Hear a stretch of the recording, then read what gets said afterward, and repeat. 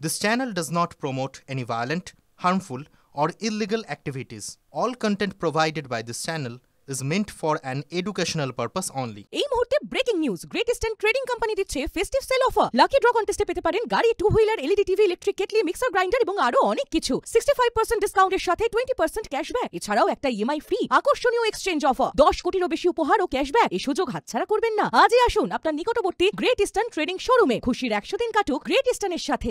Metro স্টেশনের ছাত্র খুন, এই মুহূর্তে দাঁড়িয়ে এই খবরের বড় আপডেট পাচ্ছি আমরা, যেটা জানা যাচ্ছে গতকাল যেখানে দক্ষিণেশ্বরের মেট্রো স্টেশনে প্রকাশ্যে এক ছাত্র অপর ছাত্রকে ছুরি মেরে খুন করে, সেখানে কারণটা কি? এই মুহূর্তে দাঁড়িয়ে বড় খবর ব্রেক করছে টিভি9 বাংলা। প্রণয় ঘটিত বিবাদেই দক্ষিণেশ্বর মেট্রো স্টেশনে সহপাঠীকে ছুরি মেরে খুন। আমি কথা বলবো আমাদের রিপোর্টারের সঙ্গে, অনন্ত চট্টোপাধ্যায় রয়েছেন। অনন্ত, তাহলে প্রণয় ঘটিত কারণের জন্যই এই খুন? একদমই, দেখো এক সহপাঠী, সে তার সাথে প্রণয় ঘটিত কারণ যেটা পছন্দ করছিল না রানা সিং এবং যে মনোজিৎ যাদব, যার সাথে এই রিলেশনটা হয়েছিল যে মেয়েটির সাথে, সেও স্কুল পড়ুয়া। কিন্তু এই যে বিবাদ, এই বিবাদ বেশ কিছুদিন ধরেই চলছিল। গতকাল যখন মেট্রোতে তারা শ্যামবাজার থেকে মনোজিৎ আসছিল, তখন রানা সিং এবং তার আর সহপাঠীরা, রানা সিং কিন্তু ওই বাগবাজার স্কুলেই পড়েন এবং সে কিন্তু ওই কমার্সের স্টুডেন্ট, কিন্তু মনোজিৎ আর্টসের স্টুডেন্ট। যখন তাদের এই বচসা শুরু হয় মেট্রোর মধ্যে, তখন মনোজিৎ বেকতিক কায়দা বুঝে তখন তার বন্ধুদের ফোন করতে থাকে, এলাকার বন্ধুরা আসার আগেই মেট্রো স্টেশনে এই ঘটনা ঘটে যায়। মনোজিতের বুকে ছুরি মেরে দেয় সেই রানা সিংকে পুলিশ কাল হাওড়া থেকে গ্রেপ্তার করে নিয়ে আসে। তাকে দফায় দফায় দক্ষিণেশ্বর থানা জিজ্ঞাসাবাদ চলছে, তদন্তকারী অফিসাররা তারা দফায় দফায় জিজ্ঞাসাবাদ করছেন এবং যেটুক জানতে পারা গেছে সেটাই আমরা জানাচ্ছি যে প্রণয় ঘটিত কারণ কতদিন ধরে চলছিল। পুলিশ সূত্রে যেটা আমরা জানতে পারছি, বেশ কিছুদিন ধরে এটা নিয়ে অনেকবার মনোজিৎকে তারা জানিয়েছিল, কিন্তু মনোজিতের যে তার সাথে কথাবার্তা, তার সাথে যোগাযোগ রেগে যাচ্ছিল, এটাই তাদের কারণ। এবং এই ঘটনার জেরেই মনোজিৎকে তা এসে বুকে ছুরি মারে এবং খুন হয়। মনোজিৎ যে এই ঘটনায় কিন্তু এলাকায় কিন্তু উত্তেজনা। তুমি নজর রাখো এই মুহূর্তে। অনন্ত, আমরা মনোজিৎ অর্থাৎ নাবালক যাকে খুন করা হয়েছে, তার প্রতিবেশীরা কি বলেছেন শুনবো। ये सब नहीं होना चाहिए, बहुत दुख का बात हो रहा है। 17 साल का बच्चा को ऐसा हो जाना, ठीक है। प्रशासन को अपना काम करना चाहिए, प्रशासन उसको जो सज़ा दे, हम लोग सोचेंगे अच्छे सज़ा मिलना चाहिए उसको। এখানে খুব ভালো ছিল, কারোর সঙ্গে কোনো ঝুট ঝামেলা হতো না। এখানে বাড়ির পাশেই সবসময় থাকতো। পড়াশোনা করতো বাগবাজার হাই স্কুলে গেছিল, সঙ্গেই এসছে। স্কুল থেকে ফিরছিল? হ্যাঁ, সঙ্গেই এসছে, আর ব্যাগেই রেখেছিল চাকু। আচ্ছা, আর যে স্টেশন থেকে বাইরে বেরিয়ে সাইডে ঠেলে। আগে কি কোনো রকম কোনো গন্ডগোল? না, এরকম কোনোদিনই কিছু হয়নি। এই ঘটনা নিয়ে দিলীপ ঘোষ কি বলেছেন শুনবো। এখন শহরের মধ্যে হিংসাটা শুরু হয়ে গেছে, কারণ এই দুষ্কৃতকারীদের সাহস এত বেশি বেড়ে গেছে। এরা টিএমসি পার্টির মধ্যে নেতা হয়ে গেছে, জনপ্রতিনিধি হয়ে গেছে, পুলিশের সঙ্গে এদের সখ্য হয়ে গেছে। তাই দেখবেন, হয় পুলিশ ধরবে না, নাহলে ধরে দুদিন পরে জামিন দিয়ে দেবে, কোনো কেস দেবে না, জঘন্য অপরাধ করে ওখানে বেঁচে যায়। তাই অপরাধ বেড়েই যাচ্ছে, কারো কোনো ভয় নেই। চুরি নিয়ে ঢোকা যায় না এমন কোন জায়গাটা আছে? প্রকাশ্যে দিনের বেলা রাস্তাঘাটে, পার্টি অফিসে, সরকারি অফিসে মার কাট খুনোখুনি হচ্ছে।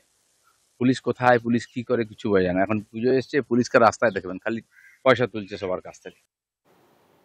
ভিড়ে ঠাসা মেট্রো স্টেশনে ছুরিতে খুন, এক স্কুল পড়ুয়ার ছুরিতে অন্য স্কুল পড়ুয়া নিহত। প্রণয় ঘটিত কারণে খুন এমনই জানা গেল কিছুক্ষণ আগে।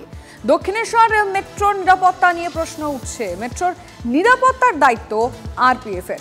ঢোকার মুখে মেটাল ডোর রয়েছে, ছাত্রদের পকেটে ধারালো অস্ত্র, তাতে ধরা পড়ল না কেন? স্ক্যানিং এ ঢিলেমে রয়েছে কেন?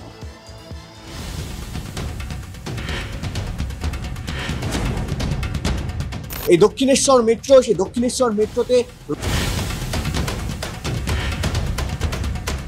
এইখানে যে টিকিট কাউন্টার রয়েছে, সেই টিকিট কাউন্টারের বাইরেই দুই বন্ধুর মধ্যে প্রথমে বচসা শুরু হয় এবং বচসার পরেই হাতাহাতিতে গড়ায় এবং সেই দুই বন্ধুর পাশাপাশি তাদের আরও অনেক বন্ধু বান্ধবরা ছিল। ঘটনা এমন পর্যায়ে পৌঁছায় যে এক বন্ধু আরেক বন্ধুকে ছুরি দিয়ে আঘাত করে খুন করে ফেললো। যে প্রাইমারি আছে কি মেবি মেট্রোর মধ্যে কোনো ইস্যু নিয়ে তর্কাতর্কি হচ্ছিল। আপাতত আমরা যে দেখতে পাচ্ছি 4টা থেকে 5টা। তার মানে একেবারে ব্যক্তিগত স্তরের ঝামেলা, শত্রুতা অথবা রক্তক্ষয়ী বন্ধুত্ব, যে নামেই ডাকা হোক। কিন্তু পকেটে ছুরি নিয়ে যদি নাবালক ছাত্র মেট্রোয় চড়তে পারে, তাহলে তো সন্ত্রাসবাদীও চড়তে পারে। নিরাপত্তা কোথায়?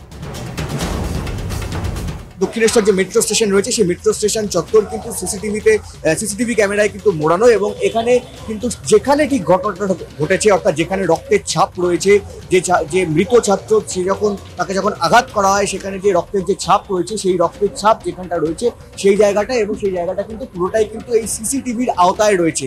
এখন এই সিসিটিভি হচ্ছে এই তদন্তের সবচেয়ে বড় হাতিয়ার। কিন্তু সিসিটিভি তো অপরাধের দৃশ্যকে রেকর্ড করে রাখতে পারে বড় জোর, অপরাধীকে চিহ্নিতও করতে পারে, কিন্তু অপরাধ তো থামাতে পারে না। মেট্রো যাত্রী নিরাপত্তা নিয়ে আশঙ্কার জায়গাটা তো যাচ্ছে না, বরং সিসিটিভি থাকা সত্ত্বেও যদি খুন হয় তাহলে তো আশঙ্কা আরো বেড়ে যেতে বাধ্য। মেট্রো স্টেশনের ভেতরে এরকম ওপেন, এখানে যেখানে নিচে কোনো স্ক্যানার নেই, সেই জায়গায় দাঁড়িয়ে এখানে যারা টিকিট কাউন্টার আসছে তারা তো যে কোনো অস্ত্র নিয়ে যখন তখন প্রবেশ করতে পারে।